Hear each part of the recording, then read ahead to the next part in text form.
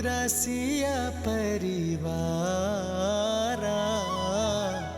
प्रबल आनंद शत्रुघ्न जो पारा।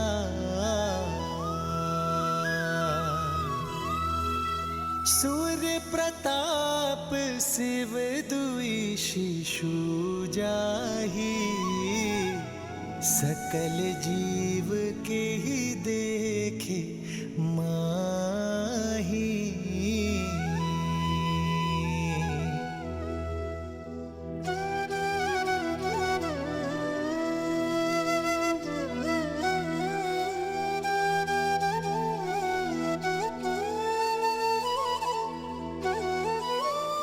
अब आज्ञा दीजिए भाभी माँ।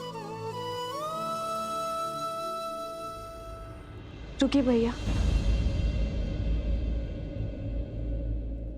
सूर्यवंश के इन सूर्य का तेज अयोध्या तक नहीं पहुंचना चाहिए। आप किसी से कुछ नहीं कहेंगे भैया।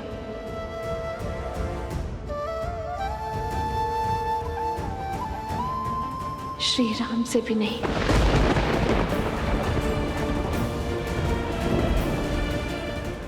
क्यों भाभी माँ?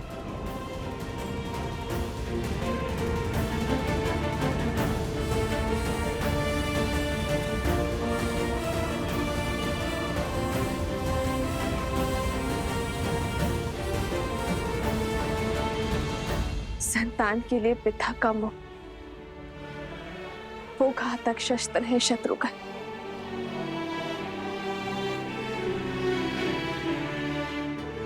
जो बड़े से बड़े तपस्वी का भी तप भंग कर देता है।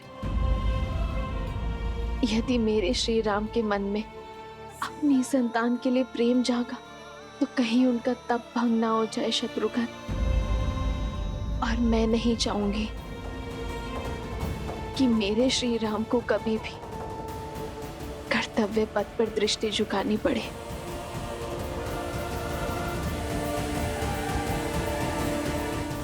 आपके आदेश का पालन किया जाएगा भाभी माँ। अब मुझे आज्ञा दीजिए। तेरी जय जयकार,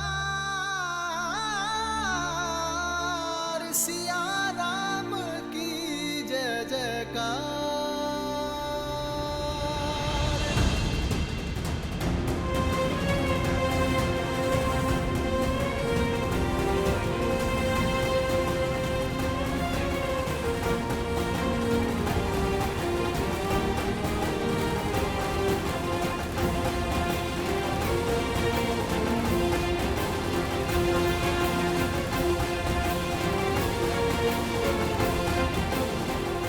श्री राम।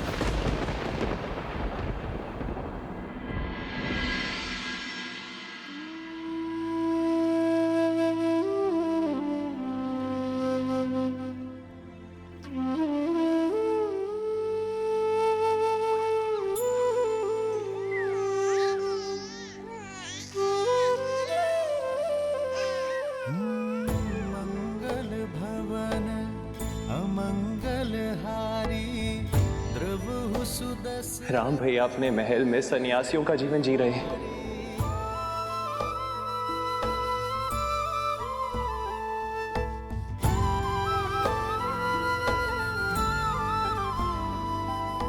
राम सिया राम जय जय राम, राम सिया राम। सीते, तुम्हारा मन शांत और आनंदित है, पर पीड़ा की झलक भी है। कदाचित तुम्हारे सुख का कारण हमारी संतान है, पर पीड़ा का कारण? सुख तो संतान माता को देते हैं, किंतु पीड़ा एक पत्नी को होती है। कभी कभी तो मन करता है कि सारे बंधन तोड़ अपनी संतान को आपके पास ले आओ, या फिर मृत्यु का स्वांग रचकर आपको ये अपने पास बुला लो।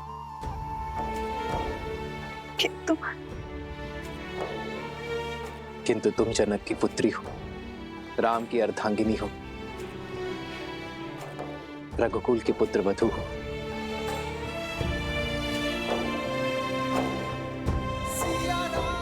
सीते, एक पुरुष केवल एक परिवार का धरोहर संभालता है। एक स्त्री के कंधों पर दोनों परिवारों की पवित्रता का भार होता है। भार तो ये भी है आर्य कि मेरे पुत्रों को कभी पिता का छत्र छाया नहीं मिलेगा और पति को पुत्र सुख। कहीं मैं इस भार तले ना दब जाऊं आर्य।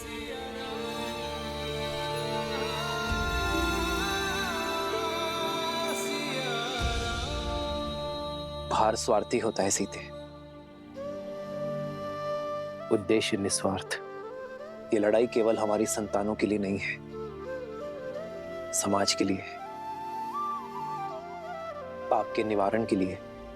पाप पुण्य की एक गाथा ने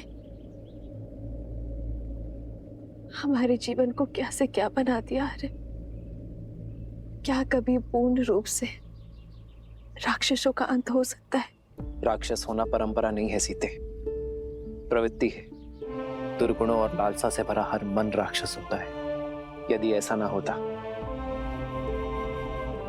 तो ना ही मधु ऋषि के घर लवनासुर जन्म लेता और ना ही रावण का भाई विभीषण होता। जैसे जैसे समाज में विद्या, आस्था और संतोष की वृद्धि होगी, वैसे वैसे ये राक्षसी प्रवृत्ति पाताल में गिरती चली जाएगी। समस्त कोसल राष्ट्र शुद्ध हो जाएगा। तब ये नियति हमें पुनः अवश्य मिलवाएगी।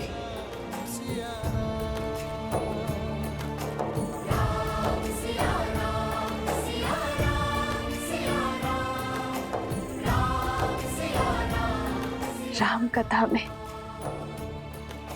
राम के जीवन का सार है। मुझे इस पथ पर चलना होगा।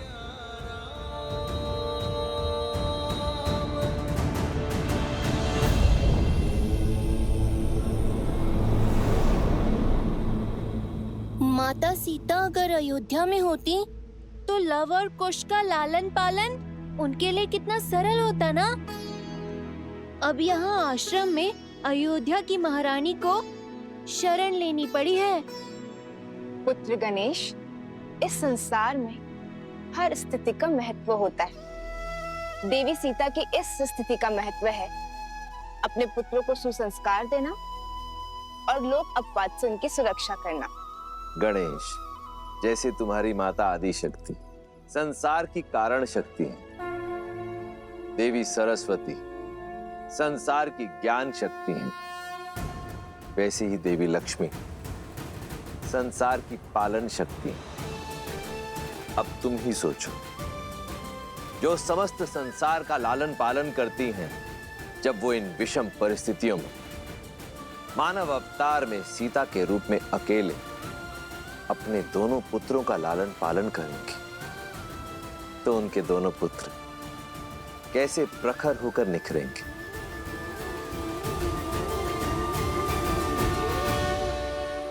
लव, कुश, जेहि पर कृपा करहि जनु जानी, कवि उर अजिर न जावहि वानी।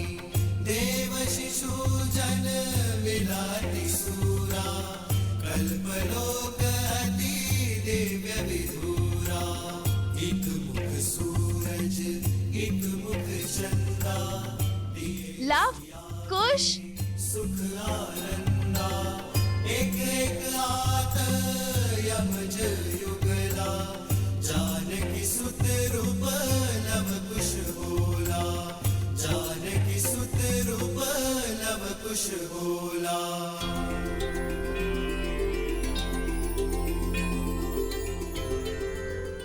लव और कुश ने सभी वेदों को बालपन में ही कंठस्थ कर लिया था, परंतु एक और वेद भी था जिसे उन्होंने भली भांति कंठस्थ किया, और वो था मर्यादा पुरुषोत्तम श्री राम की जीवन कथा।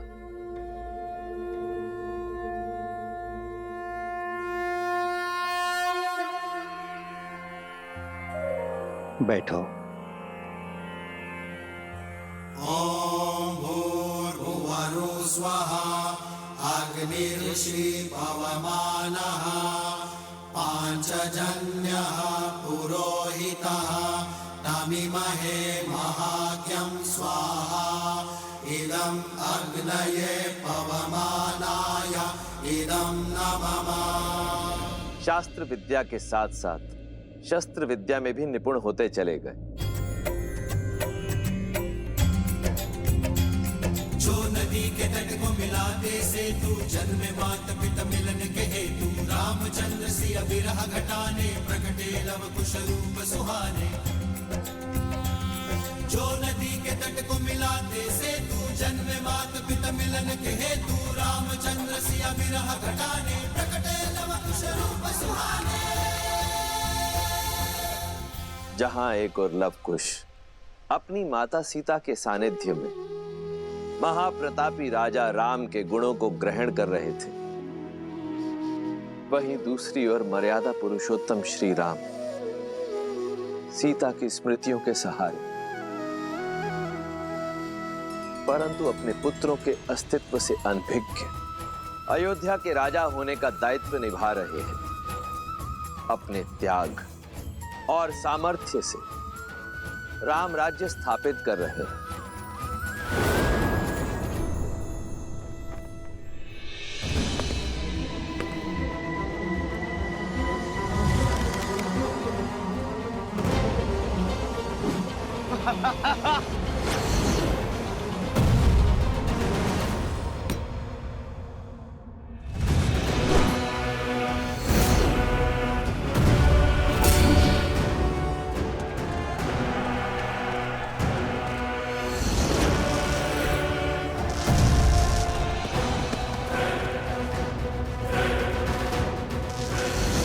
वहां शत्रुघ्न और लवनासुर का युद्ध वर्षों तक चला।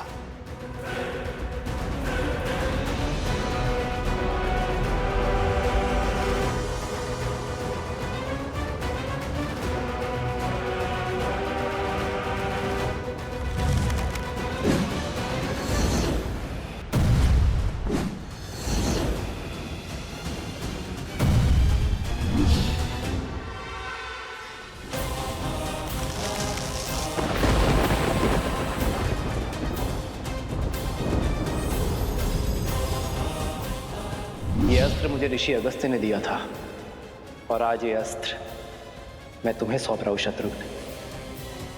कदाचित नियति ने इस अस्त्र पर लवनासुर का ही नाम लिखा है और आज ये अस्त्र अपना कर्तव्य निभाने के लिए सज्ज है।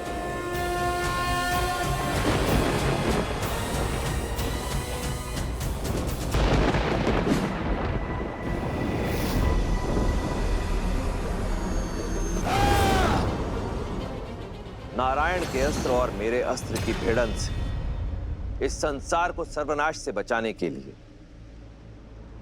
मैंने अपना अस्त्र लौटा लिया।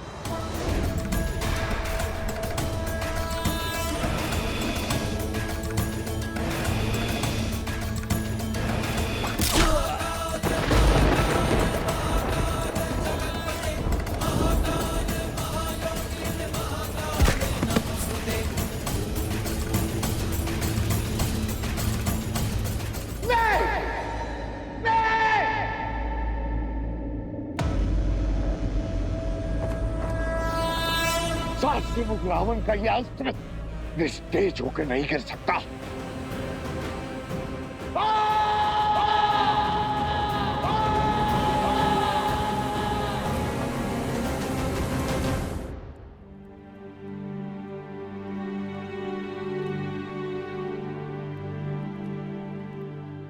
प्रेम समर्पण करुणा ज्ञान से है भरा दो प्यारा नाम।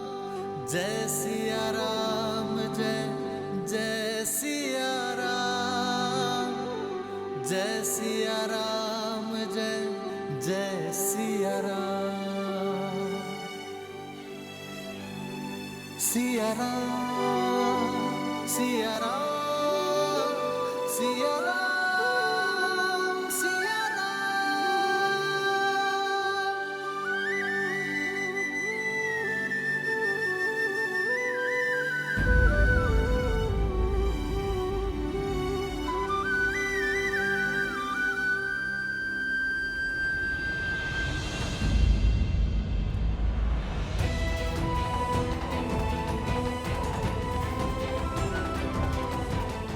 आओ लक्ष्मण।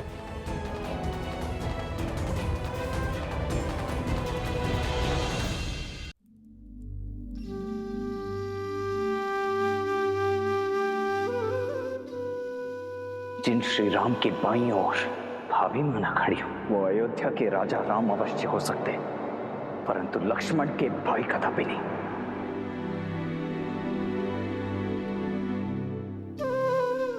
बोलो लक्ष्मण, यदि मन की बात मन में ही रह जाए तो पीड़ा अधिक होती है। अपनी पीड़ा को तो अपना क्रोध बनाकर आप पर उड़ेल दिया है मैंने। आपसे विद्रोह किया, आपसे दूर रहा, परंतु आपने अभिमान से विरह और मेरे क्रोध की पीड़ा को सदैव सहन किया। आज भी कर रहे हैं। सीता से विरह तो तब होगी ना जब हम मन से दूर हो जाएंगे। सीता मेरी श्वास है लक्ष्मण, और श्वास मृत्यु के बाद ही दूर होगी शरीर से।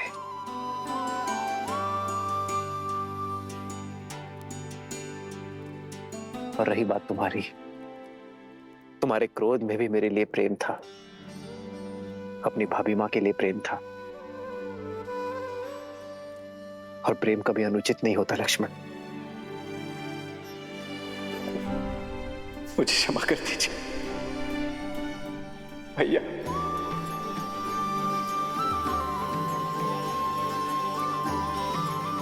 क्षमा कर दीजिए भैया। लक्ष्मण उठो।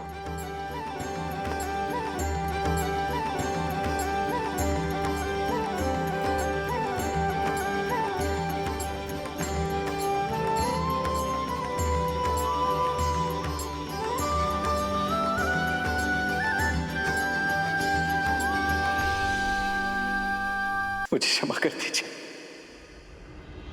भैया।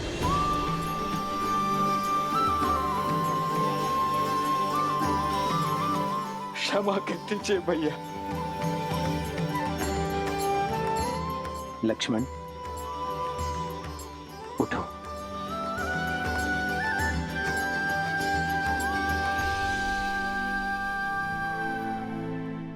ये सत्य है भैया, आपके निर्णय की अवहेलना करता रहा, आपके त्याग को एक राजा का अभिमान मानता रहा, परंतु सत्य ये भी है भैया कि इतने वर्षों तक प्रति क्षण में आपको देखता भी रहा। इतने वर्ष मंकल में एक प्रतासी की भांति रहकर अभिमान से दूर होकर भी आपने उन्हें स्वयं से दूर होने नहीं दिया भैया। आपका त्याग आपके प्रेम का साक्षी है भैया। राजा का कर्तव्य निभाने के लिए आपने स्वयं को इतना बड़ा दंड दे दिया। प्रजा के कल के सुख के लिए आपने अपने आज के सुख की आहुति दे दी भैया। मुझसे बहुत बड़ी भूल हो गई है भैया, बहुत बड़ी भूल हो गई है, मुझे क्षमा कर दीजिए। नहीं लक्ष्मण,